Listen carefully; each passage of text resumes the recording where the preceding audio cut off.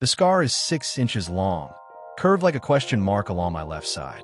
Every morning when I shower, I see it. A permanent reminder of the day I gave my wife one of my kidneys. My name is Nathan Cross. I'm 44 years old, high school history teacher in Portland, Oregon. In 3 months after major surgery to save my wife's life, she handed me divorce papers across our kitchen table. "I need to be honest with you," Jennifer said, not meeting my eyes. "I've been seeing someone else, someone who makes me feel alive again."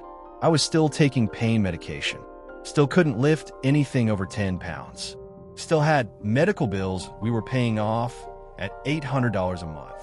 And my wife, the woman whose life I'd saved by giving her a piece of my own body, was leaving me for her physical therapist. "When did this start?" I asked. "Does it matter?" "Yeah, Jennifer, it matters." She finally looked at me, and I saw something in her eyes I'd never seen before. Not guilt, not sadness, relief.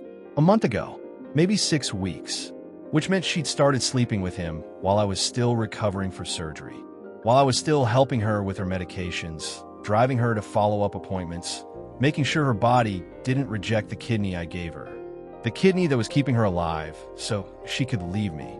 "Sign the papers, Nathan. Don't make this harder than it needs to be." But what Jennifer didn't know was that Oregon has very specific laws about organ donation between spouses. And I've been doing my homework. She wanted a clean break. What she was going to get was a lesson about consequences. Jennifer and I met 15 years ago at Portland State University. I was getting my teaching credential. She was finishing her degree in communications. We married young. I was 29, she was 27, and built what I thought was a solid life. I taught at Lincoln High School. She worked in corporate communications for a tech company, making about $85,000 to my $62,000 teacher salary. We had a small house in the Selwood neighborhood, 2 cats, annual camping trips to Crater Lake. Nothing fancy, but it was ours. 4 years ago, Jennifer started getting sick. Fatigue at first, then swelling in her legs, then the test results that changed everything. Chronic kidney disease, stage 4, cause unknown. Her kidneys were failing. "You'll need dialysis," her nephrologist, Dr. Patel, said, "and eventually a transplant." The dialysis was brutal. 3 times a week, for hours per session. Jennifer would come home exhausted, nauseous, depressed. She had to quit her job. Our income dropped by nearly half. "I'm so sorry," she cried. "I'm ruining our life." "You're not ruining anything. We'll get through this." I picked up summer school teaching to cover the medical bills. I drove her to every dialysis appointment. I researched diets and medications and transplant options. I held her when she cried about feeling like a burden. And when the transplant list wait time came back as 5 to 7 years, I didn't hesitate. "Test me," I told Dr. Patel. "See if I'm a match." Jennifer protested. "Nathan, you can't. It's too dangerous. What if you need both your kidneys later?" "You need one now." The testing took 3 months. Blood work, tissue typing, psychological evaluation, medical history. They test everything because living donation is serious business. You're volunteering to have major surgery, to lose an organ you were born with, to take on health risks for the rest of your life. But I was a perfect match. Same blood type, good tissue compatibility, healthy enough to donate. "Are you absolutely sure about this?" Dr. Patel asked me during the final consultation. "You understand this is irreversible. You understand the risks." "I'm sure. She's my wife." Jennifer cried when I told her. "Thank you. God, Nathan, thank you. I'll never be able to repay you for this." "You don't have to repay me. That's what love is." The surgery was scheduled for March 15th, 2 years ago. A Tuesday. They take the donor into surgery first. I remember the anesthesiologist telling me to count backward from 10. I made it to 7. I woke up 4 hours later in recovery, pain radiating through my entire left side like someone had stuck a hot poker between my ribs. The surgical team had removed my kidney through a 6-inch incision, carefully extracted it, flushed it with preservation solution, and transplanted it into Jennifer. Both surgeries successful. Both of us alive. But alive doesn't mean easy. The first week was hell. Every breath hurt. Every movement was agony. I couldn't stand up straight. Couldn't sleep in any position that didn't make me want to scream. The pain medication made me nauseous, but without it, I couldn't function at all. Jennifer recovered faster. Recipient surgeries are less invasive than donor surgeries. Within 3 days, she was walking the halls. Within a week, she was going home. I stayed in the hospital for 9 days because of complications. Fluid buildup around the incision site, infection risk, blood pressure issues. When I finally came home, I couldn't work, couldn't drive, could barely walk from the bedroom to the bathroom without needing to rest. I was on medical leave for 8 weeks.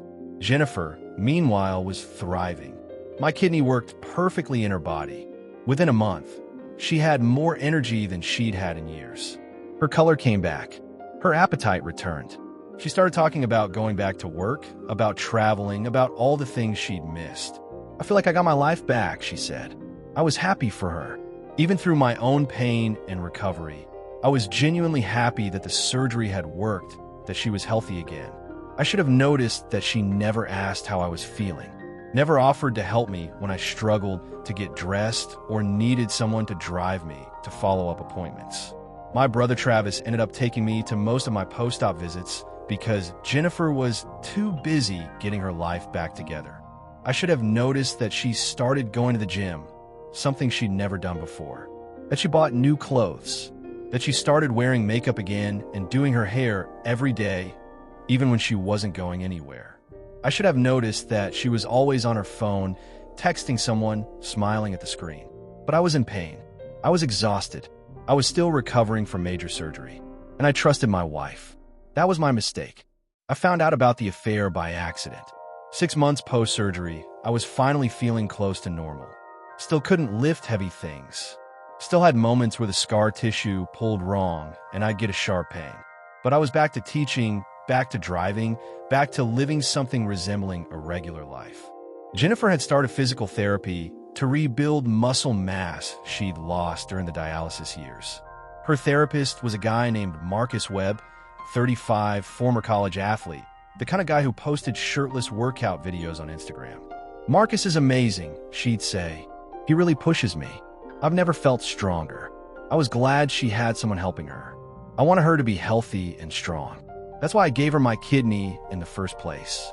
Then one Tuesday afternoon, I left school early because a student had accidentally broken my glasses during lab. I needed my backup pair from home.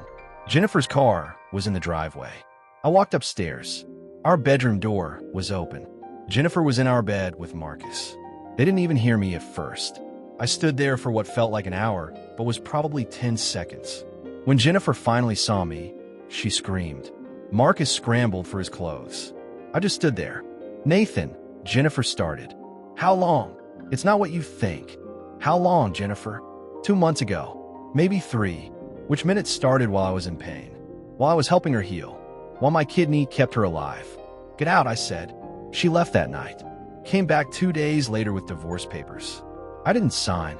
I talked to lawyers. I learned something that changed everything. Oregon courts treat spousal organ donation as an extraordinary marital contribution. When the recipient betrays the marriage shortly after receiving the organ, especially via infidelity, it can legally be considered bad faith receipt of a medical sacrifice. We subpoenaed phone records, physical therapy logs, and message backups. And we found everything. Screenshots, messages, plans, betrayal laid out in writing. Marcus, he'll never know. He's still recovering anyway. Jennifer, I can't leave him yet. He gave me a kidney. Marcus, so wait a year. Let things settle down. Then you're free. The judge was furious. He granted me 75% of all marital assets, including the house, and ordered Jennifer to pay 60% of my medical costs related to kidney donation for the next 10 years.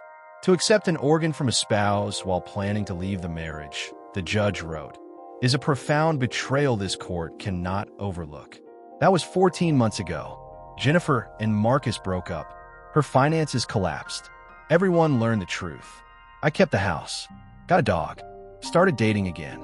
She lost the stability my kidney bought her. I gained a new life. I don't regret saving her. I regret that she didn't deserve it. And that's the difference between us. She survived because of me. I lived again because she left.